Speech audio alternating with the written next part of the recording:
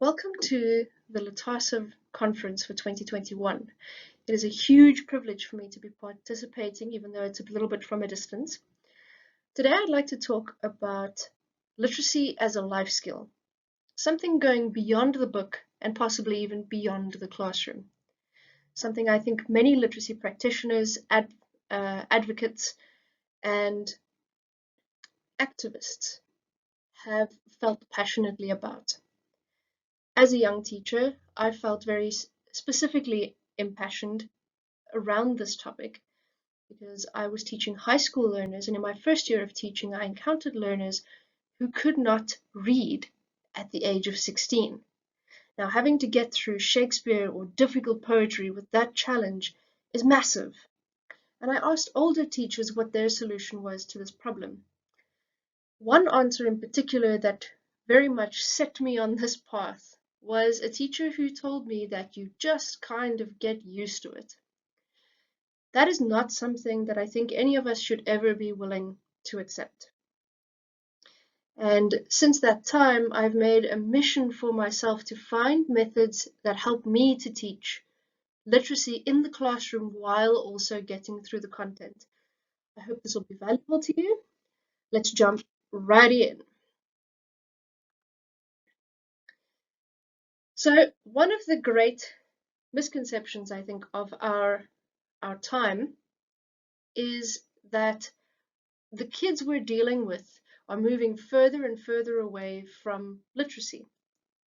And while it's true that they're moving further away from traditional literacy, or the literacy that we are used to, books and newspapers and text-rich spaces, they are encountering an entirely new world of literacy in the palm of their hand.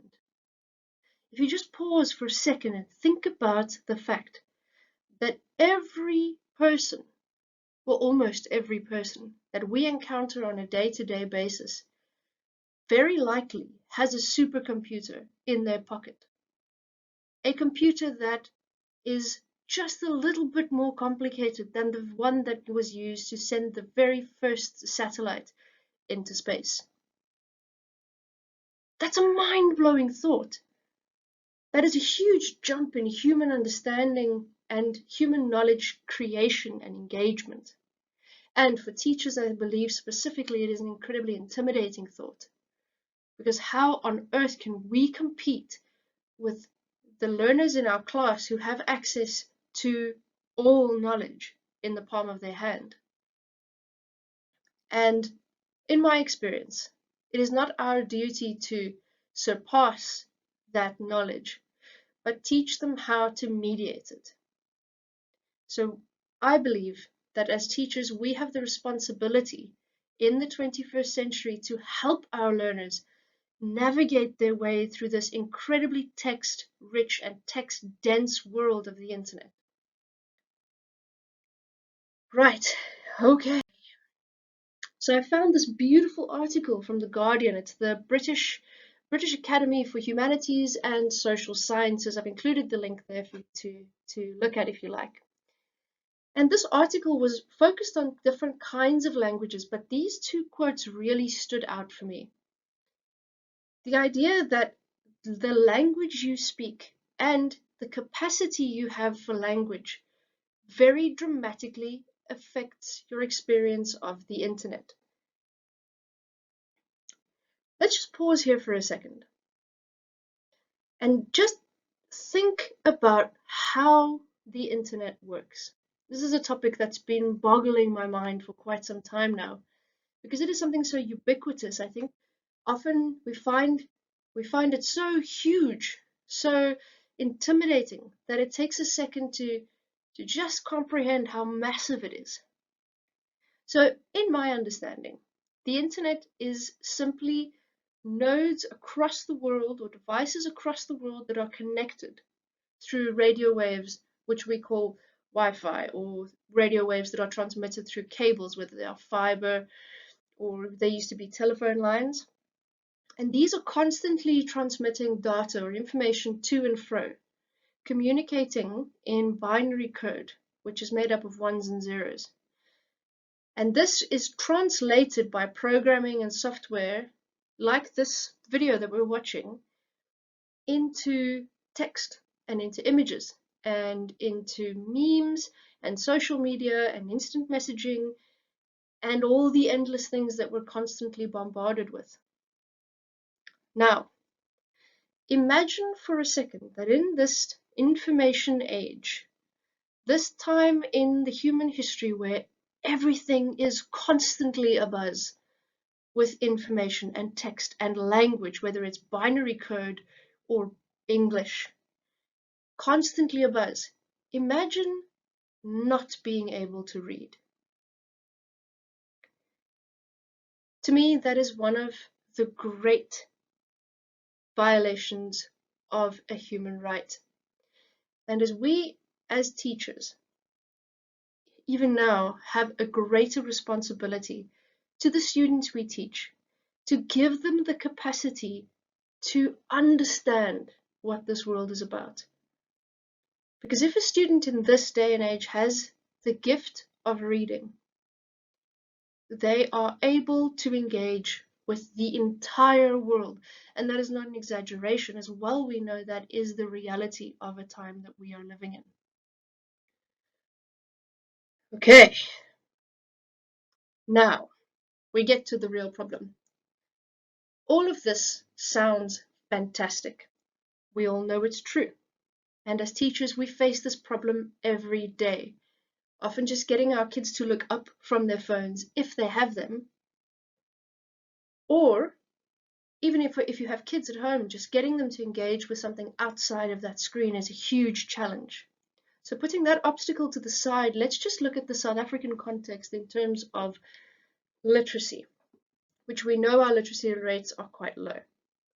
Firstly, we have a dense curriculum for the kinds of learners that we're dealing with.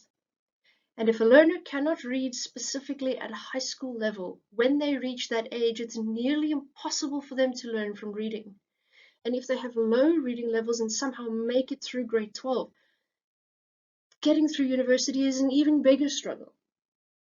And then going from there into the workplace, being surrounded by text, and yet not being able to engage with that text in a meaningful way is an even bigger struggle. And so it piles on. Next thing that we struggle with in South Africa is the sheer number of learners that our teachers are expected to teach. I have taught a class in a private school with as few as 2 children, and just across the road there was a school, public school, with 100 grade 12s in a class. 100. And it was a mammoth task for the teachers to teach those learners. And it's nearly impossible to give individual attention to the learners who desperately need it, just because you have the sheer number of learners sitting in front of you. And if learners already have learning barriers because of our progression system or just because they slip through the cracks and they manage to reach up to the higher levels, we have to march past them. Because we have this dense curriculum and the number of learners we're teaching, we have to just keep going. And often those learners fall even further behind. And by the time they get to grade 9, they drop out of the system, and we have sitting with a huge number of social ills as a result.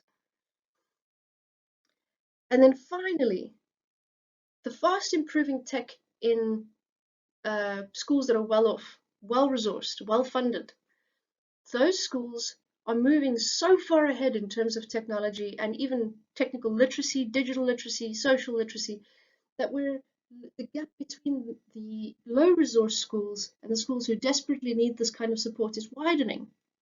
And so the gaps in income inequality in the country are sustained, they are entrenched. Right, so I've been working with a methodology called Reading to Learn. It was founded by Dr. David Rose in the Aboriginal communities in Australia. He did a lot of research and found that the high dropout rates of learners in the community that he was working in was a direct result of low reading levels. You're welcome to read up about him, but we're moving on to the good stuff. It is a 6-stage methodology. We start with preparing before reading, getting the learners ready and acclimatized to the text. Then we move on to detailed reading, which is where you really dig into the terminology and you find things. That's the one we're going to look at in the next bit. Finally, we look at intensive strategies, which is aimed at breaking sentences down and looking at functional systemic grammar to show why things work the way they do.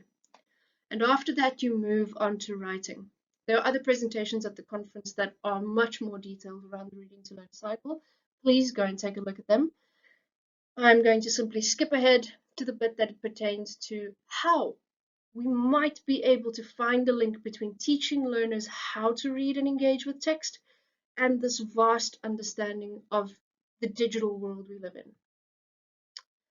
So detailed reading is the practice of going through the text at a pace in which you are engaging with specific keywords. You find those words by guiding your learners through cue questions. So who, what, when, where, why, and how. You would help them situate the word in the context of the sentence, and then you would elaborate and unpack that word. This is very much like something we find online all the time, called the hyperlink. Remember earlier what I said about the nodes connected around the world? The information online is also connected in this way. Now, the reason I'm bringing this up is because in many cases, the main reading exposure that our learners are getting is on their own through social media, through this vastness of the internet, and not as much engagement with reading with parents, text-rich homes, and that sort of a setup. So I want to use this phrase, it's a bit trite, but their brains are kind of wired that way at this point. So the hyperlink is the idea that one section of information can be opened up to access more sections of information. This is from Wikipedia, very well-known website, free information access website, likely the first thing that comes up if you Google anything. So this is the very first paragraph explaining what social literacy is. And what I've simply done is hovered over the word read, and the image you see at the top is what popped up. So it was an image and a little bit of text elaborating on that word. That is the exact process that you would use in detailed reading.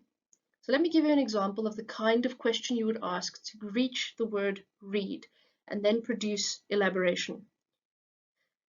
Right, I'm going to read the sentence.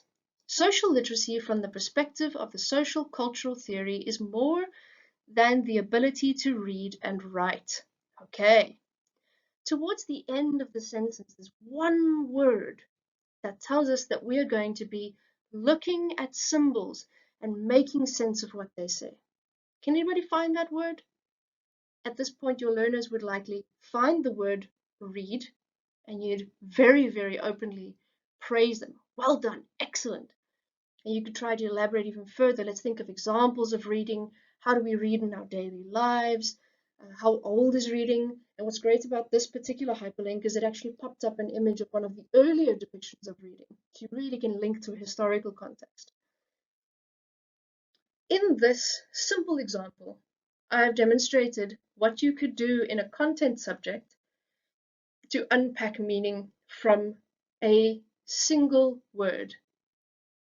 I have a theory that I've tested that you can actually teach the entirety of a biology chapter using a single paragraph, because each of your keywords or your terms can be unpacked to produce an entire bloom of knowledge.